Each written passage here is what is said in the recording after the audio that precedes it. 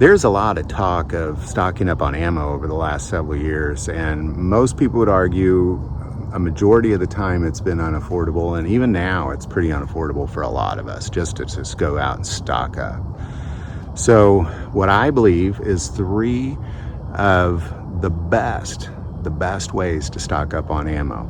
Now, before I get into it, I do want to take a moment and thank our sponsor, ES Power Drink, for not just supporting this channel, but like I was out here jogging a little bit ago and I got 30 pounds of, I got my gun, I got my phone, I got my laptop, I got my Bible, I got 2 other books, I got a bunch of odds and ends, and I thought, I've lost more than that, because of the capsaicins and being able to put down Trinidad scorpion peppers without just shredding my mouth and stomach. So I just got to give them a big shout out while I'm out here. That link is below. There's a lot of conversation about stocking up on ammo. Really over the last couple years. Like I remember probably 5 years ago, 6, I don't know, time kind of flies. I can't remember exactly, but when the 22 LR shortage was taking place, I stocked up, man, during the shortage. And I still have a ton, thousands of rounds of that same ammo that I picked up then. So, but it didn't really seem like I spent much money at all. So I want to take a moment and just talk about what I believe to be the 3 best ways to very affordably stock up on ammo. So there's a lot of variables here, and you're going to kind of have to plug in your own thoughts on some of this, but these are generalities for the most part. So we'll just get going. The first way is do it slowly, like do it over time. Like you don't have to go in and buy 10,000 rounds of ammo. You could go in and buy a box of 50 and then, later on buy another box of 50, and just over time it piles up, because during the 22 LR shortage, nobody was letting you buy more than 2 boxes during that time. If you remember, if you went in anywhere, at least that I was aware of, and you wanted to buy some 22 LR, you were limited to 2 boxes, because what people were doing was they were going to places like Bass Pro and just grabbing it all, and then, price gouging and selling it at the gun shows. So, the number one way is just do it slowly. Just pick it up piece by piece. You start off with 50 rounds, and then the next time you buy 50, you got 100 rounds, and you got 150. Like it adds up pretty quick.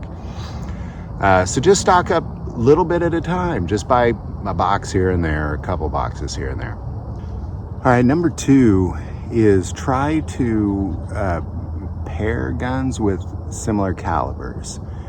Kind of what I mean by that is if you have a 9mm handgun, consider getting a 9mm rifle. I know there's a lot of variables there, but sometimes when you're just stocking up on one caliber and you have a lot of tools that can be used with that same caliber, I believe that's a good one. And a lot of people have done this, and a lot of gun manufacturers have realized people are doing this as well and kind of catered to that. So, I know, for example, like, I'm going to be doing some deer hunting. I would not do that with 9mm. I know you could, but I would not.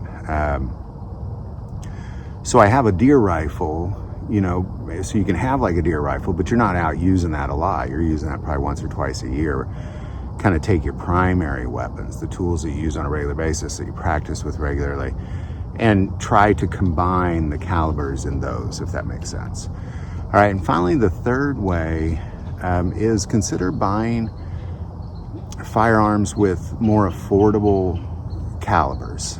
For example, I have a gun that I really like that's it takes a 7.5 FK, but goodness gracious, that's those things are like 60, 70 bucks a box. So that's not necessarily very realistic to just be like, all right, I'm just going to stock up on this thing.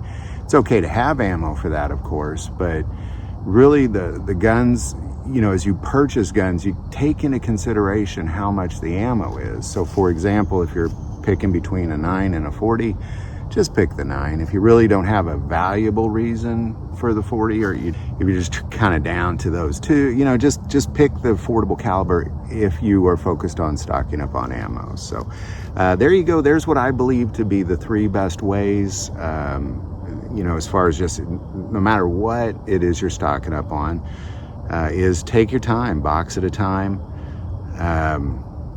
combine calibers into firearms, and consider some more affordable caliber firearms as well.